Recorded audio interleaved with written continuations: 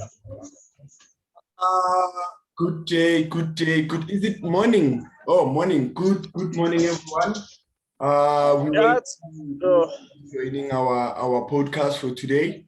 This is my first time actually. I will try to do my best to get things going. In the panel, I have Usamgeli Siwetango.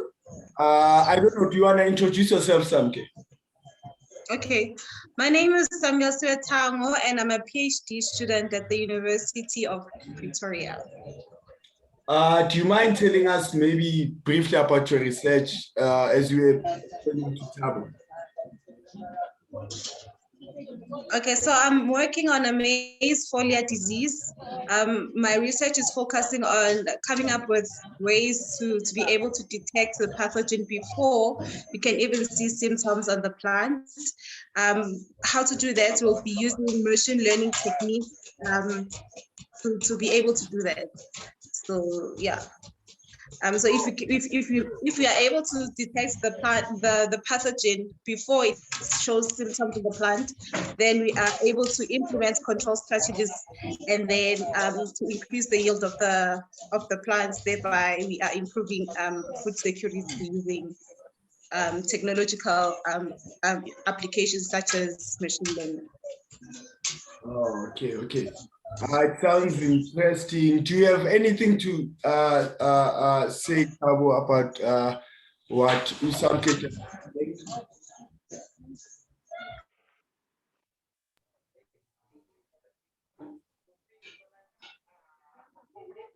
said? Tabo?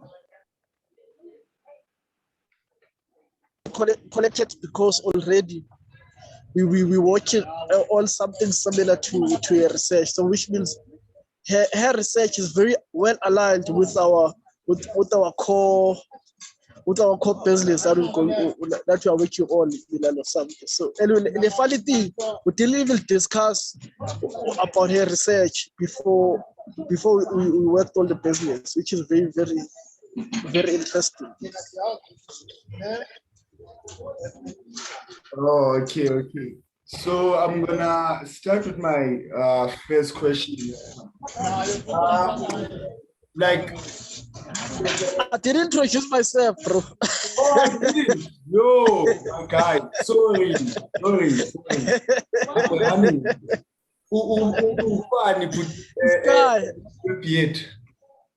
This nigga trying to sabotage me, man. Yeah. Okay. Trying to sabotage me. Realize me. No, I'm kidding, man. My name is Tabo Momoti. I'm a trained quality surveyor and a farmer, particularly a hydroponic farmer, because what we do basically, we try to change the narrative of farming. We try to make farming very cool by introducing cool things like technology, and that makes agriculture a solid business case, and also a field that young people can see as an industry that we can partake in. That's what basically what we are doing. That's who I am, basically. Yeah.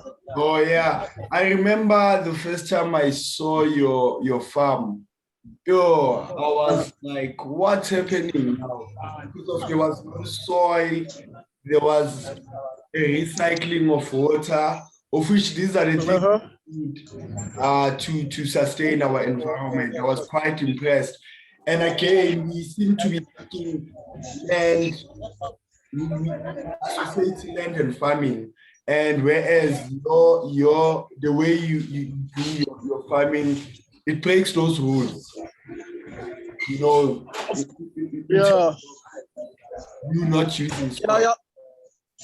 Yeah, of course. Basically, we wanted to break the narrative that basically we, especially as us as Black people, as Africans, as people who are marginalized, for us to be able to start competing with a farmer that has like 40 years experience, 100 years experience, we need to first colonize the nation. We need to colonize a country, take over, and then still land. And then we learn agriculture. So all those things are already behind, and also like our government is failing us. So this type of innovation, we saw to it that okay, it for me it aligns my missions, things, my interest, because I love infrastructure, like engineering, making things up, and also I love technology, and also food securities, and also one of my core things, because another thing I forgot to mention is that I also do research. I'm doing research on green procurement, so sustainability in construction. So sustainability living is one of my core things. So this type of farming it helps you to achieve all those things. So that's what made me to be more attractive to pursue hydroponics. Yeah. To explain, hydroponics basically is farming without water. It helps you to grow your crops within 6 weeks, because a traditional farmer grows his crops in 3 months. And with this type of farming, we're able to grow crops within 6 weeks. This allows you to harvest every month without really being subjected to the laws of nature, and also being subjected to weather conditions and also climate change. And by doing that as well, you're also contributing well to the environment, because you are using less water, you're using less space. So those are amongst the advantages of doing this type of farming. Yeah, I'll end there because of time. Oh, okay. Yeah, I see you're passionate. Sure. Just get going. Something about hydroponics. Sorry? Do you know about hydroponics farming? Yeah, I've heard about it. And I think it's a great initiative to try and bridge the gap that is between the farmers and it also to just help commercialize the crops. And I think it's good now more than anything, because of the climate change. We see how climate change affects how crops grow, and also because of the different plant diseases that you see out there as the climate changes. For instance, a pathogen can get more virulent. So I think hydroponics is a very good initiative to try and just increase or improve on food security by excluding, by not being affected by climate change, basically. So it's like creating a favorable environment for crops to grow. Oh, okay. Tabu, how important is it for as a nation for us to have like young farmers, because of where we associate farming general, and speaking in general terms, we associate with something for old people, something that's not cool. Yeah. But you guys, I saw cool farming. I was like, I don't mind being a farmer, because of exactly, bro. the way you guys are doing it. It resonates with my age and the space that I'm in, and also where I'm at, because of, remember, traditionally you have to be based in rural areas or where they stay in order for you to. Of course. You are bringing it in the urban areas. So why do you think it's important for young people to do farming, and especially for ideas such as hydroponics? Yeah, sure. Thanks for that question, but it's a very, very important question, because number one, I think we have to fire whoever is responsible for the PR. Right? Whoever got the gig to do PR for agriculture needs to be fired. So on this platform, basically, I'm here to make sure push the agenda. Farming is no longer something for all people. And also, since that, and then the funny thing is that in Africa, the average age in Africa, where you have continent, the average age in Africa is 25 years old. And then the average farmer is 65 years old, which means we are dependent on someone who's 65 years old who's going to die one day. That's very, very dangerous. And also, yeah. That's a point. That's a very good point. It's very dangerous. So we lead young people to come on board. But however, I wouldn't really blame young people. As people who are we have the people who are in Agri already. They have to make sure that we develop systems in place that makes agriculture something that can make youth see it as a career that is sustainable, and also that is cool, and also that is relevant. And also I think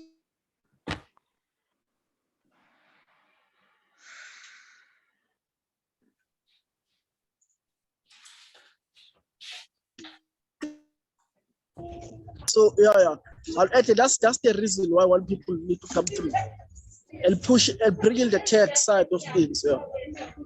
Oh, okay. There's the part that I want us to cover, but it's a later stage, and I want Tumelo to bring in his own opinion because he used to manage a farm, but they got out of no problem.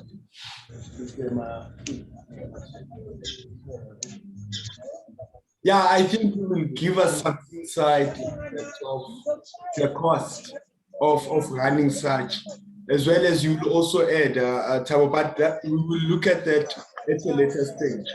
No problem. In terms of research, since you are in the academic sphere, do you perhaps know, or can you see where the research is going when it comes to farming? Can I see what? Can you see where the research is going, where like the data that is being collected in terms of predicting where are we going to when it comes to farming in a broader perspective? I don't know if I'm okay. Yeah. No, I understand. In terms of my research, we are trying to move away from the traditional methods of detecting pathogens. For instance, now you need to know if your crop is sick, you need to isolate DNA or RNA from that plant. Then you need to use a molecular technique, maybe a PCR, to just check what your plant has to confirm that. But now for my research, we are trying to keep all that manual labor sort of, because it's very laborious and you need someone who knows what they're doing, like a trained specialist to do that. So what we are trying to do is to try to implement technology. So for instance, the world is now moving to fourth IR. So what we are going to use is like a hyperspectral sensor. It's like a camera. So we'll use that camera to look at the leaf surface. So what's going to happen is that it measures the reflectance patterns of the plant. So that reflectance tells us like information, what's happening in the plant. So if the plant is infected, the reflectance pattern changes. So now we are going to skip all that manual labor. You look at the reflectance pattern, then now you know there's something that's happening in there. So yeah, the research is changing from manual to more technological. Yeah, actually, that's one of the main reasons of this podcast, because of what we are trying to enter into this new dimension or this new world of automation, machine learning, and a world that is changing in terms of also trying to reach the goals of sustainability and stuff, and agriculture it's one of those. So Thabo, why do you think as Africans we have the land and everything, but why do you think Parallel, I didn't get the last part of your question. What? Okay, let me say, do you think we are struggling as our agricultural sector? Is it struggling? Oh. No, it depends. If you're looking at the continent as a whole, yes, we are struggling. But if you look at South Africa is amongst the best when it comes to commercial farming wise. South Africa, it's like right there. It's up. It's par with the rest of the world. But when you look at this, for the sake of this podcast, because this podcast is a Pan African podcast, so we're going to look at the continent as a whole. So at the continent as a whole, most of I would say we're struggling because most of the farmers is actually small-scale farmers and substantial farmers, because majority of the people are still rural-based, and also their type of farming it's from hand to mouth, field to mouth. But they haven't really developed a business case in terms of commercializing it across the rest of Africa, and also adoption of technology. It's lagging behind in terms of the rest of the continent. But however, the people that we need to really blame is the people that we appoint, the policymakers, because they're not really coming up with the right policies to take us forward. And also another issue is the adoption of technology, so that we can able to bring in young people into the field. So if we can digitize and also bring in proper policymakers, they're not going to sabotage us as the people. We're able to go forward. I think those are the main issues with the policy, because now, especially in SA, the farmer that takes all the risk, he gets minimum compared to a retailer who just receives stock. So the price that the farmer charges a retailer, it's way different than the price that the retailer charges a consumer or a buyer. So those are those dynamics that really needs changing. Yeah. Oh, okay. Gonja Samke, your PhD chose you. Now you didn't choose your PhD. Yeah, that's true. Oh, okay. Because of my question, my follow-up question would have been, what made you to do the research that you are currently doing? Okay. So So basically, for my master's degree, I also worked with plants, and I really enjoyed doing like plant pathology. So being like a pathologist is like being a doctor for plants. So you see, you detect what's happening on the plant. If the plant is sick, what is making it sick? You try to come up with ways to control it. It can be short-term ways, like maybe introducing a spray. If, let's say, your plant is affected by an insect, or you can look at long-term control strategies, which are plant breeding, but then that's done by other people. So I think what's more interesting, that what I like more about being a researcher in agriculture is the impact that I'll be able to make. Because if you are finding solutions to what's affecting the crops, it means that everyone will have access to food. So yeah.